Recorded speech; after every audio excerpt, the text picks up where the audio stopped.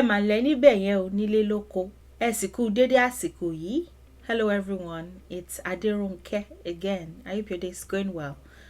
Today I'd like to talk about age again. In the previous video on this series, I mentioned one way of asking about a person's age in line with how old are you, but I did mention that it's not really how old are you, that how young are you may even be closer to our own version.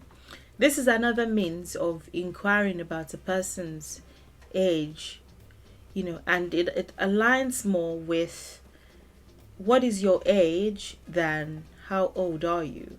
Kí ni ọjọ́ orí rẹ? If the person is in the non-honorific context, let me say to be safe, because I did mention that the use of honorific pronouns is not solely determined by age. Could be, position and all that. So not necessarily if they're younger than you. If they're younger than you and they happen to be a king, of course you would use the honorific "yi" for them. So not necessarily, but not necessarily younger. But this is the non-honorific version. This is the honorific. Kí ni ọjọ́ orí rẹ? You could leave the "ri" out and say kí ni ọjọ́ orí ẹ? You could say either.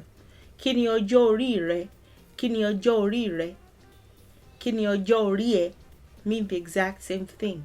You could say re or e, non-honorific. And then in the honorific form, you could say kí ni ọjọ́ orí yín? And if you look at the words word for word to give you even a much better picture of what the statement is, what the question is, ki is what, ni is or ha or ham. Is or will fit here just because what ham doesn't really, for translation purposes, doesn't really make sense in English. Ki ni, so this would be what is or what are. Ọjọ́ is day. When you think about how the word is used and what the possible English equivalent could be, it's day, ọjọ́, day. But of course, there's this verb "jọ" here that is not used. That would be going into my in and of itself thing that I like to do. This verb, I don't think it's used solely anymore. But of course, it would mean something else. Anyway, let's not do an in and of itself. Ọjọ́ is day for translation purposes, and of course, per use. Ori is head. I've already done ori and addressed the fact that it's not really head in and of itself. But if you've watched that, you may already know that. But let's just say head for translation purposes, just so that it makes sense when you speak English, I guess, when you translate to English. And then re or e would be your in the non-honorific form. So if you say ori re or ori e, that would be in the non-honorific form. Ori ni would be honorific and plural. So if you're talking to one person that fits the honorific category, or you're talking to two or more people, irrespective of their ages, positions, class, whatever it is the plural, you use ni.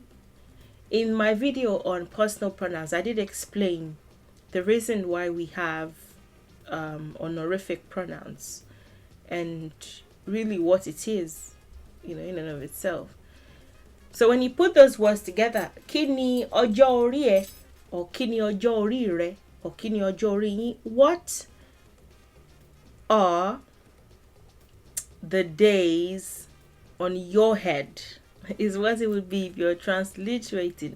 Well, if you're transliterating, what are day at your is what it would be. But of course, if you want to make it make sense, what are the days on your head?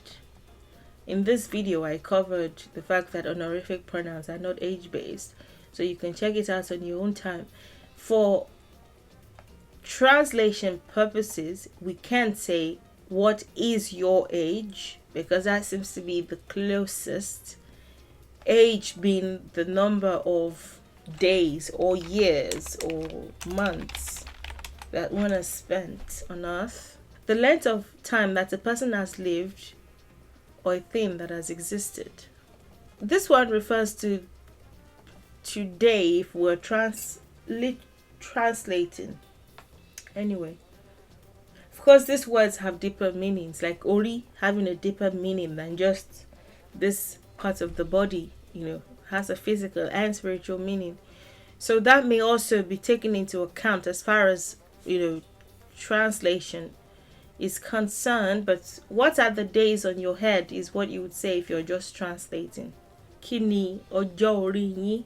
What are the days on your head? So how many days have you lived is what that would be. But of course, you don't have to say I've lived 10,899 days or something. No, you can just mention the number of years that you have spent.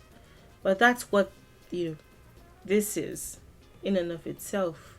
What are the days on your head? What is your age? I forgot to mention it in the video, but I remembered while editing, so I thought I should make a voice note and had it.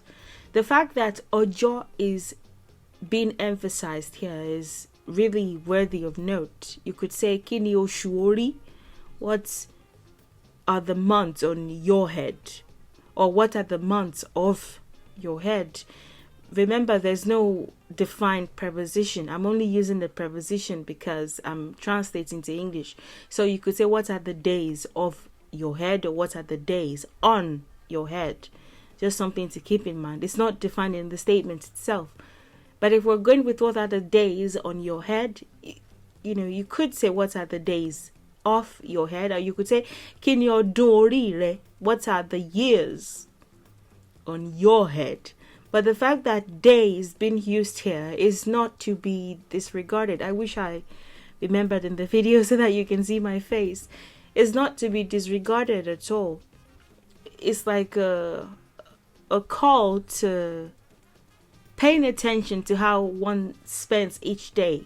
When you say what is your age, the daily or yearly or monthly thing is not emphasized. It's just really another way of saying how old are you. There's not much emphasis on how you're spending each day or how each day is going. But for accountability purposes, I suppose, with the Yoruba way of speaking, there's an emphasis on the day.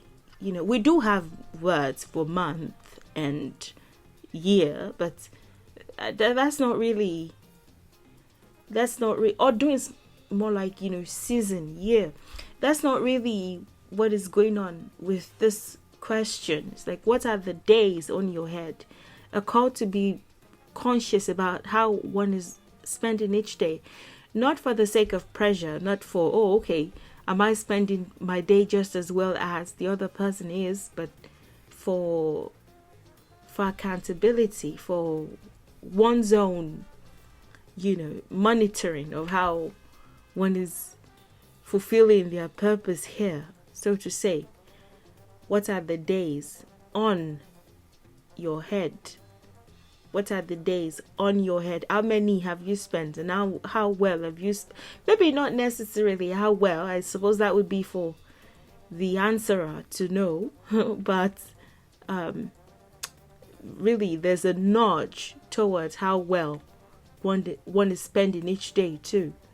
So that's another thing to keep in mind. I don't want to overemphasize this because I'd like to give you the chance to also think about it, but the fact that ojo is there is to be taken into consideration. That's what there is to that. Once you start to look at common Yoruba sentences and the translations that are given, you realize that, well, that's what works in the languages that Yoruba is being translated to, but that's not what the Yoruba words themselves are saying. So, but what the Yoruba words in this statement are saying is, what are the days on your head?